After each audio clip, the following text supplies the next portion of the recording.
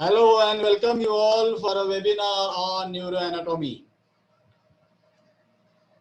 My dear students, we are studying neuroanatomy these days and we have finished 2 episodes on neuroanatomy, and today we will deal with the third episode on neuroanatomy. I welcome you all once again for this webinar. At the outset, let me tell you that we have almost completed the study of cerebrum. If you see this table, we are dealing with forebrain, that is prosencephalon. So in forebrain we have studied telencephalon. So in telencephalon, the cerebrum comes. The cerebrum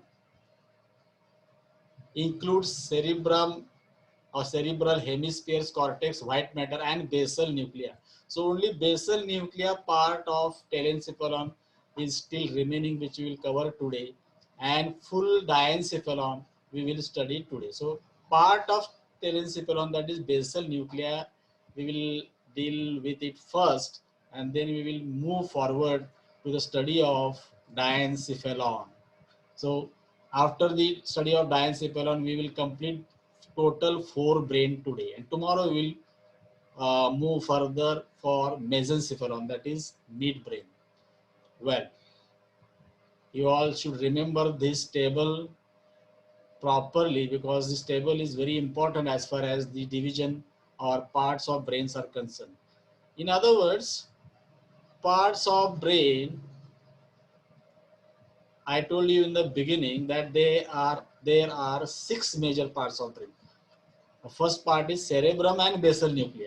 So that is total telencephalon. So we have covered cerebrum, only basal nuclei we have to complete today.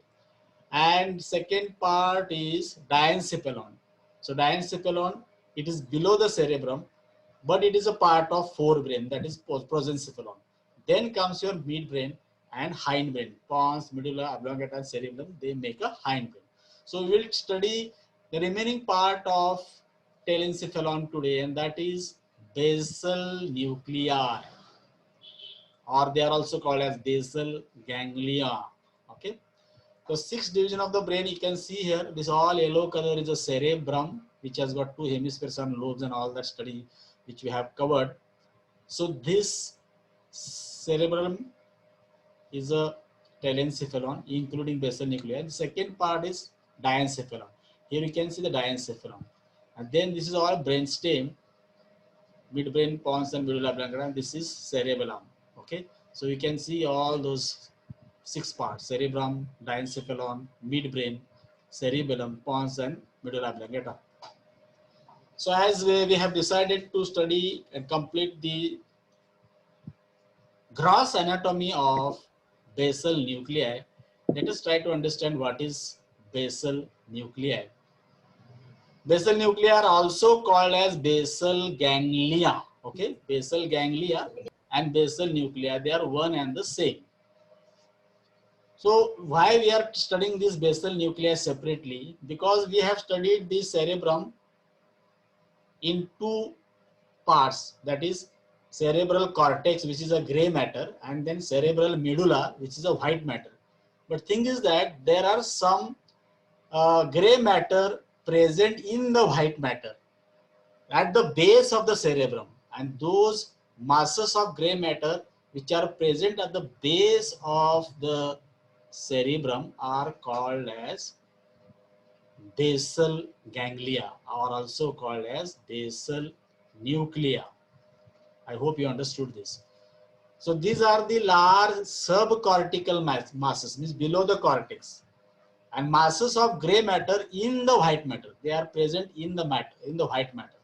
So these masses of gray matter found deep within the white matter in the basal part of the cerebral hemispheres are called as basal nuclei. Now look at this image. This image will show you the basal nuclei in different color, and that is red color. You can see here, this red color portion is a basal ganglia, and this blue color portion is a related structure to the basal ganglia, can be considered as a part of basal ganglia.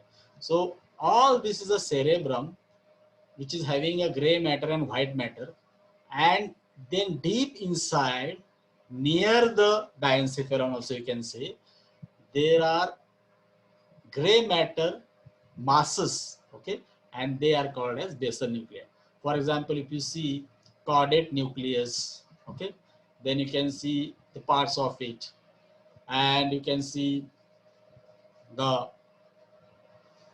amygdala body and subnuclear thalamus here, globus pallidus, substantia nigra. So all these structures which are shown in a dark red color and related structures are part of basal nuclei.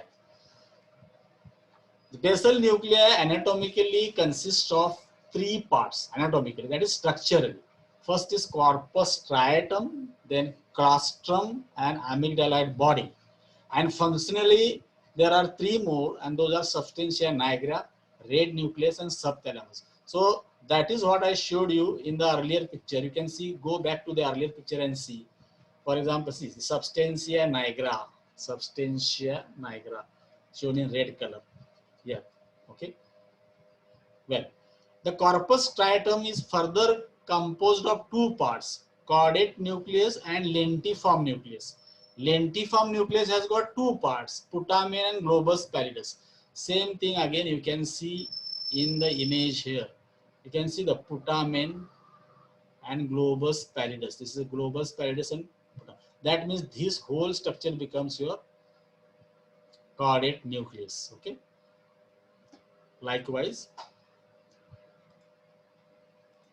and you can see next, fibers of internal capsule running between and through caudate uh, nucleus and lentiform nucleus are called as internal capsule, that we have studied at the time of study of white matter. So internal capsule is a white matter.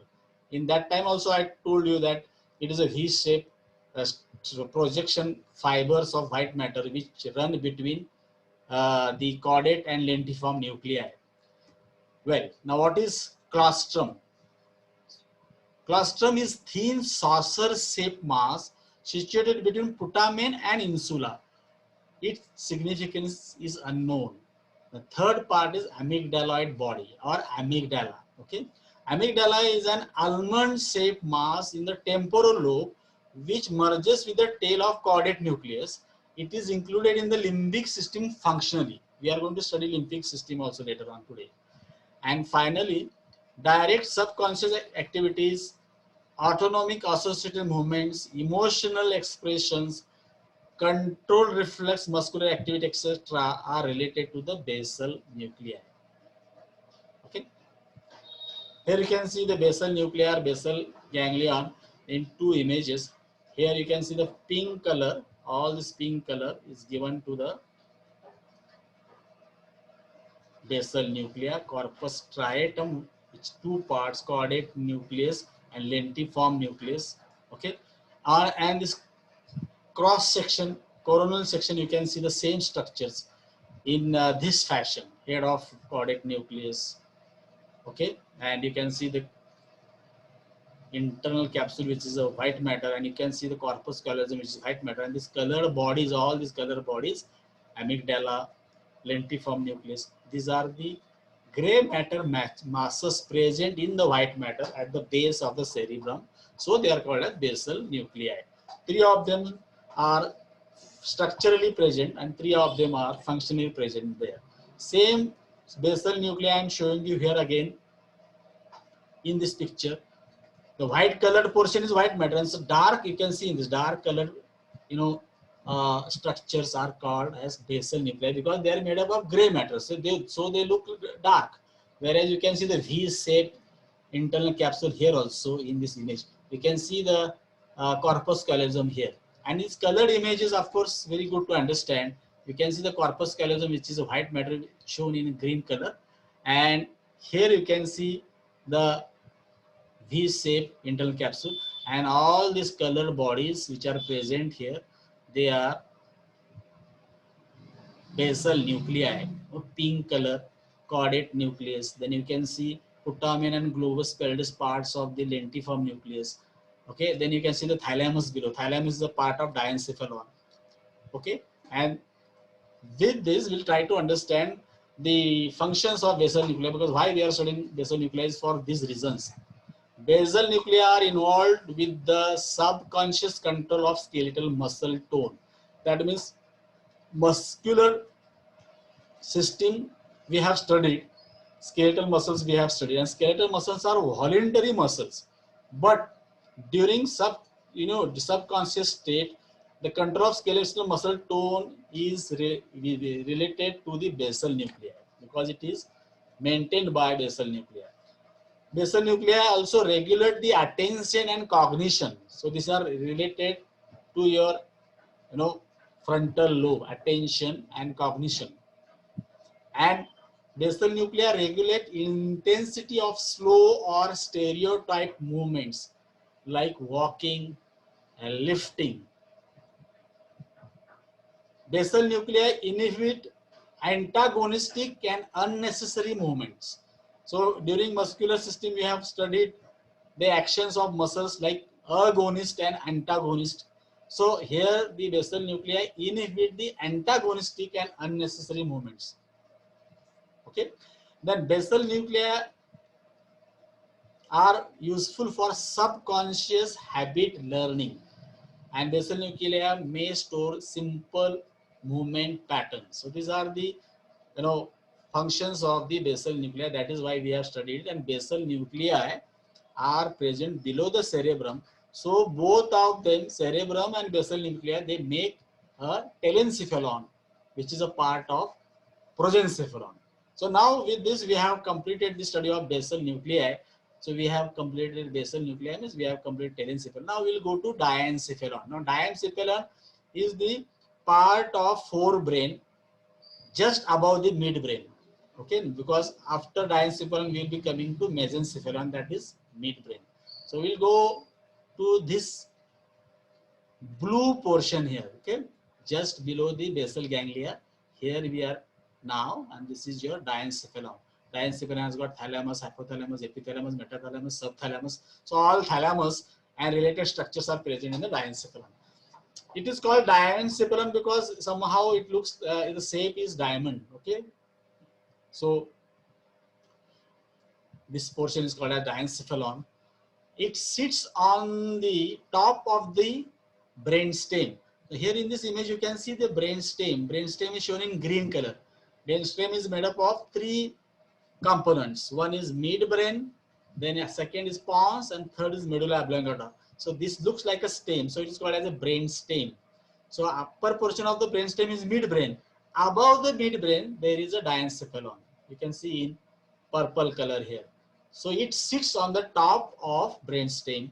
It is enclosed by the cerebral hemisphere. So from all sides, it is enclosed by the cerebral hemisphere. You can see in this image. Okay. Then it is made up of three major parts. Thalamus, hypothalamus, epithalamus, and two minor parts, metathalamus and subthalamus. So almost 5 parts, and also 6th one also you will get, that is thalamus opticus. So these are the 6 parts of diencephalon. Major parts are thalamus, epithalamus, and hypothalamus, and small parts like subthalamus, metathalamus, and thalamus opticus. You can see in this image all these parts. Out of this, thalamus and hypothalamus many times asked in examination. Hypothalamus is more important in physiology also. Okay. Now in this image, you can see the diencephalon, which is shown in green color. So this is the portion of the brain. In the center of the brain, you can see whole brain. And this is the diencephalon. Above it and around it is a white color. This is all telencephalon. Telencephalon means cerebrum and basal nuclei are parts of telencephalon. So below the diencephalon, you can see the midbrain. Midbrain means mesencephalon. And below the mesencephalon, you will see myelencephalon, which is, you will see metencephalon, that is pons, and cerebellum. And below you will see myelencephalon. So myelencephalon means medulla oblongata. Metencephalon means has got 2 parts, pons in front and cerebellum behind. So this metencephalon, myelencephalon together means these 3 parts, pons, medulla oblongata, and cerebellum, they make a hindbrain. So we call it a rhombencephalon. So our diencephalon is here, which is a part of prosencephalon. In terms of prosencephalon, you have to understand because it is quite easy to remember. So I told you to remember that chart and this diagram. Now here you can see the diencephalon shown again in purple color here, just above the midbrain. So this green, all this green is a brainstem. So first small part of the brainstem is a midbrain, then comes your pons, and then comes your medulla oblongata. So this diagram is also very easy to understand diencephalon. Let us see now what is this diencephalon. In a few words, I'll explain it to you because we are studying gross anatomy, and gross anatomy is all that is required for you. We don't want to make you, neurologist or anatomist. Okay, that is why at least the gross anatomy of the important structures of the brain you must know, and these are asked in exams also. Diencephalon is located under the cerebrum. This point is clear. It links cerebrum with the brainstem because above diencephalon there is a cerebrum and below diencephalon there is a brainstem. So this is the portion here. You can see this is the diencephalon. This greenish portion is your midbrain, which is called as mesencephalon. Below the midbrain there is a pons and medulla oblongata. So this portion, okay. Diencephalon integrates sensory information and motor commands, and cranial nerve 2 is attached to it. From above, if you see, cranial number 1 and 2 are actually attached to the forebrain. Okay, forebrain, I told you forebrain is prosencephalon. So the forebrain ends at the level of diencephalon. So cranial number 2 you get here, and cranial number 1 in the cerebrum. Okay, then this diencephalon has thalamus, hypothalamus, epithalamus, metathalamus, okay, and subthalamus. All these parts we are going to study one by one. And remaining nerves amongst 12 cranial nerves, they are attached from midbrain to medulla oblongata, all of them, remaining 10. 2 to the midbrain, and remaining 4 to the pons, and remaining 4 to the uh, medulla oblongata. It's so forebrain has got 2, midbrain has got 2, then every remaining 2 parts got 4 is. No brain is attached to the cerebellum. We are going to study cerebellum at the last. So in diencephalon we study first thalamus. So thalamus is for relays and processes sensory information. Okay. Hypothalamus is for hormone production and emotion and autonomic function. Hormone production because continuity of the hypothalamus is with the pituitary gland. We'll come to that point. Epithelium consists of pineal gland. Pineal gland means epiphysis cerebri. It secretes hormone called as melatonin. And metathalamus consists of two rounded structures called as medial and lateral geniculate bodies for hearing and vision relay stations. Okay, hearing and vision. Subthalamus is close to midbrain, containing nerve tracts for motor functions. So these are the 1, 2, 3, 4, and 5 parts of diencephalon, and their functions I am showing you here. And here I am showing you the structures. So this is diencephalon part of the brain which is taken out, and it is shown here in this portion. Now we can see, for example, epithalamus is made up of pineal body. So pineal body is just opposite to your pineal body, is also called pineal gland, is opposite to your pituitary gland. Pituitary gland is below, so it is called as hypophysis cerebri. Pineal gland is above, so it is called as epiphysis cerebri. And pineal body, beside there is another structure called as habenular nucleus, and this habenular nucleus and pineal body, they make a epithalamus. And this corpus callosum is a part of white matter, I told you in the beginning. Remaining parts you can see, hypothalamus is just above the pituitary gland. Subthalamus is below the thalamus. So hypo means lower, sub means below. Okay, AP means above. These words you have to remember, and with this word you can remember these all structures which are part of diencephalon. Now let us see what is thalamus in little detail. It is a relay station. Relay station means, you know, the relay. Something comes here, takes some rest, and then goes forward. So that is a station. So relay station for sensory pathways.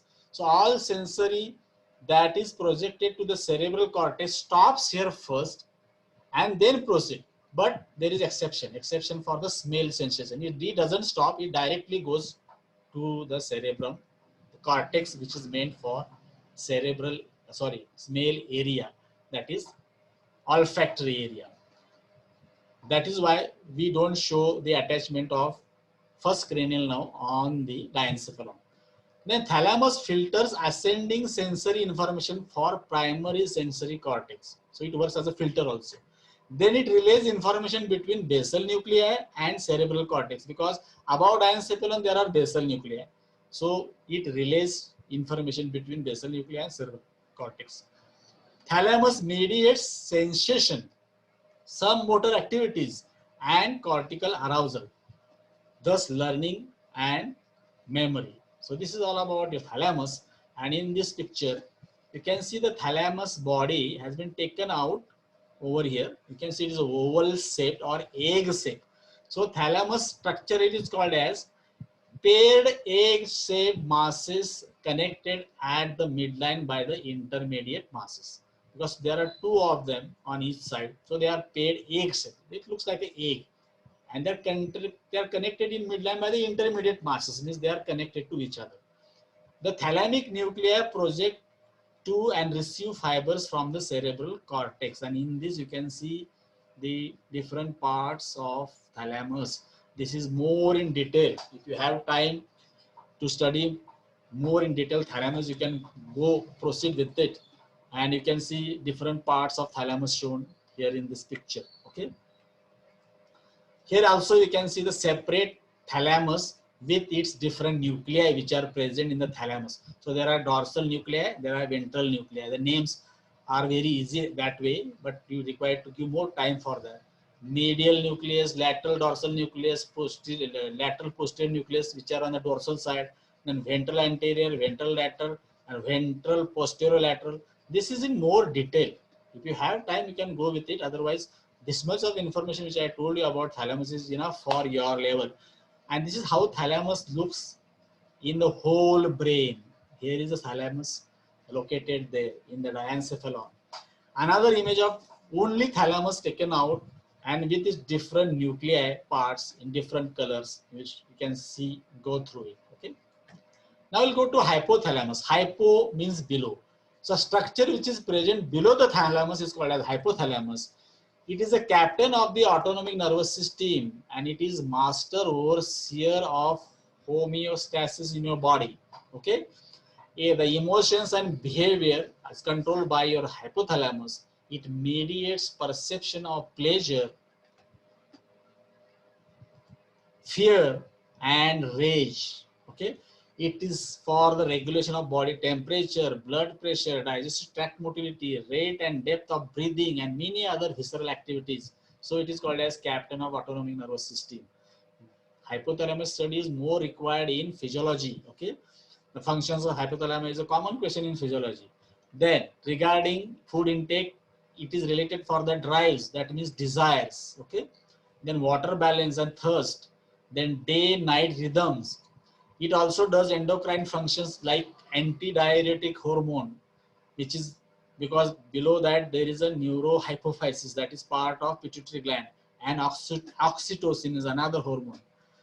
Then there are mammillary bodies attached to the hypothalamus, which are the relay station for olfactory information, and they are control reflex eating movements. So this is all about hypothalamus, and hypothalamus lies below the thalamus, so it is called as hypothalamus.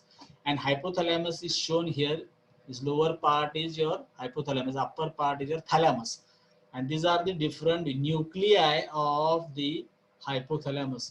If you have time, you can go by heart these names of the nuclei shown in different colors with adjoining structure around it. You can see the pituitary gland below with the infundibulum stalk, a stalk of the pituitary gland.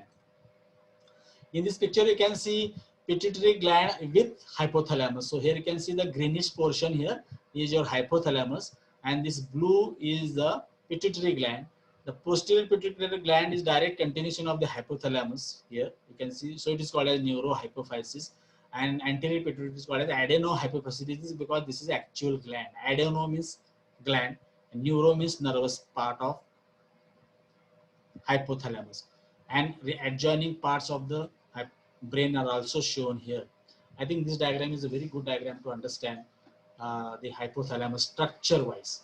Here you can see the nuclei of the hypothalamus, because hypothalamus is also made up of different nuclei. All different nuclei are shown in different colors here. For example, this orange color is a medial peroptic nucleus for blood pressure. You can see the anterior hypothalamic area, the body temperature. You can see the paraventricular nucleus for water balance. Lateral hypothalamic area is another shown here. Dorsal hypothalamic area is shown here. Posterior hypothalamic area shown for shivering. Then for GI tract, then for satiety, then for feeding, then for everything. All the autonomic nervous system, related part has got a nucleus here in the hypothalamus. This is a diagram for that. And here you can see below the hypothalamus there is a pituitary stalk, and below that there is a pituitary gland. So hypothalamus is required for your moods and for your motivation, for the purpose of sexual maturation, for the purpose of temperature regulation, and for the purpose of hormonal body processes. Okay, because all the releasing hormones come from hypothalamus to the pituitary gland, and then onwards to the different glands in your body. What is wrong? Just wait. Well, here you can see the pituitary gland and hypothalamus. So that means we have to know something about pituitary gland now. Pituitary gland is also called as hypophysis cerebri, because it is below the physis means end, below end. Epiphysis means upper end. Epiphysis cerebri is the anatomical name for pineal gland, and hypophysis cerebri is the anatomical name for pituitary gland. Pituitary gland means it looks like mucus. The pituita means mucus. That is a very small name, but hypophysis is location name. Major endocrine gland in the body, and it is a queen of all endocrines. It controls all the other glands, so it's called as queen of all endocrines. This is also to be studied more in physiology. It is connected to hypothalamus via infundibulum. Infundibulum means stalk. Stalk means date. Okay, in Marathi, date it's called as. It interfaces nervous and endocrine system because it is controlled by the hypothalamus. And it has got two parts, adenohypophysis and neurohypophysis. Adeno means pure gland, neuro means nervous tissue, that is continuation of nervous tissue in it. So this is hypothalamus, and this neurohypophysis you can see, adenohypophysis you can see. This is the enlarged portion of your pituitary gland. Pituitary gland is required for all hormonal body processes, for physical maturation, for growth in height and form, for sexual maturation, and for sexual functioning. There are many other functions, and there are different hormones secreted by pituitary gland that you study in physiology, or we have to know the different hormone names. These are the two parts of the pituitary gland: anterior pituitary adenohypophysis, posterior pituitary is neurohypophysis. You can see the neurohypophysis actual continuation here from hypothalamus. Then we'll go to epithalamus. Epithalamus is opposite to the hypothalamus, because in between hypophysis and epiphysis there is thalamus. So this portion is epithalamus, and this portion is hypothalamus. Okay, epithalamus has got a pineal gland in it. Okay, so epithalamus consists of pineal gland, which is endocrine, secretes melatonin, and there is habenula or habenular nucleus, which connects limbic system to the midbrain. Here you can see the pineal gland. It's pine cone shape, so it's called a pineal gland. It is present in the epithalamus. It is covered by a capsule made up of pia matter. Functions of pineal gland known is secretes melatonin that targets the brain, and involved in regulating daily sleep-wake cycle. Okay. Now this is pineal gland is also called as third eye by ancient people. Even in yogic science, it is considered as a third eye. Okay, Kundalini Jagruti that comes in your yoga sciences because of this gland. The pineal does contain a complete map of visual field of the eyes, and it plays several significant roles in human functioning. It is center for the production of hormone melatonin also, and there are other functions to it. So pineal gland is considered as the third eye because you got two eyes here, actual eyes which you see. Then you will come to metathalamus. Metathalamus means two geniculate bodies, middle geniculate body and lateral geniculate body. They are the relay station for audition and vision. You can see this is for audition, this is for vision. So they are the relay station. Okay. And subthalamus is region of diencephalon located below the thalamus and dorsolateral to the hypothalamus. Below, below. It continues caudally with the midbrain. So this portion is the thalamus. This is hypothalamus. So there is a ring shown here because confusion happens between hypothalamus and sub. So hypo is below, sub is just below the thalamus. So you can see the ring here. Okay. And my dear friends, we have completed the diencephalon part of brain, and that means we have completed the four brain complete prosencephalon. But there are some deep functional groups of the cerebrum called as limbic system and reticular formation. Reticular formation, somebody is disturbing reticular formation, and limbic system and reticular formation. These are deep functional groups of cerebrum. So we'll try to understand about them. Limbic system and reticular formation. Okay, limbic system is actually present in the cerebrum, and reticular system is present in the brainstem. But soon after limbic system it comes, so we'll complete reticular formation, and tomorrow we'll go for brainstem. Two networks of neuron working together and spanning wide areas of the brain. One is for abstract functions such as emotion, behavior, memory, role playing is the limbic system, which is present in the cerebrum. And the other is the consciousness regulating reticular formation present in the brainstem. So these two are the network of neurons. So we are taking them today itself. Limbic system can be a short note in an exam. It is a ring made up of cortical and subcortical structures around the upper part of the brainstem. Okay, it establishes emotional states and drives. Okay, it links conscious functions of cerebral cortex with autonomic functions of brainstem. It allows us to react emotionally to conscious understanding and to be aware of emotions. And it facilitates memory storage and retrieval. Here you can see this all orange color structure. This is a limbic system, it's a ring, and it has got different parts. Okay, just like how we studied the basal ganglia, likewise we have to study the limbic system as well. And here's another picture. Here in this diagram, this greenish color is a limbic system. We come to the parts. The components of the limbic system are amygdala, limbic lobe of cerebral hemisphere, hippocampus gyrus, fornix of your corpus callosum, and diencephalic structures, some portions of thalamus and hypothalamus. All together they make a limbic system. So amygdala deals with the anger, danger, fear, response, etc. Limbic lobe of cerebral hemisphere, especially the cingulate gyrus, plays a role in expressing emotions via gestures. Hippocampus convert new information into long-term memories. Fornix has tract of white matter that connects hippocampus with hypothalamus, and the portions of diencephalon, that is portion of thalamus and hypothalamus. These are the component of limbic system. Now we'll go to reticular formation, the last part. And reticular formation extends through the central core of the medulla oblongata, pons, and midbrain. So this is the place here, dark, uh, purple color shown here. It is an intricate system composed of loosely clustered neurons in what is otherwise white matter. So in the white matter, there are clusters of neurons. They make reticular formation. And you can see the impulse is passed to the cerebrum from brainstem. So it is a diffuse mass of nerve cell clusters interlacing nerve fibers occupying entire core of the brainstem, midbrain, pons, and medulla oblongata. It sends impulses to the cerebral cortex to keep conscious and alert. This is the reticular formation. So these are the functional groups which we studied right now. And reticular formation is also called a reticular activating system. Here you can see in this diagram. And with this, my dear friends, we have ended today's webinar on diencephalon, full and little part of basal nuclei, which is a part of cerebrum. With this, we have ended today's webinar, and we'll come back tomorrow with a new topic. Our battery is getting down here. You can see the battery is getting down. My Alarm has gone up.